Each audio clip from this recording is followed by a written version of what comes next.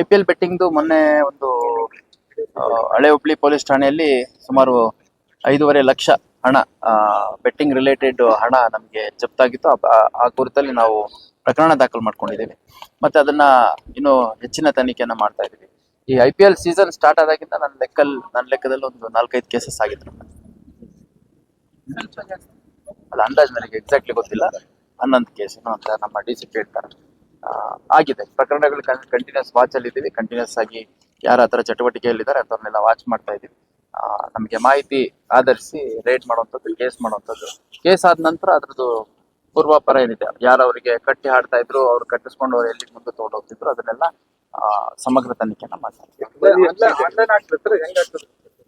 ಈಗ online apps ಇದಾವೆ, plus ಬೇರೆ ಕಡೆ ಕುತ್ಕೊಂಡು ಇಲ್ಲಿಂದ ಕಟ್ಟಿಸ್ಕೊಳ್ಳುವಂಥದ್ದು.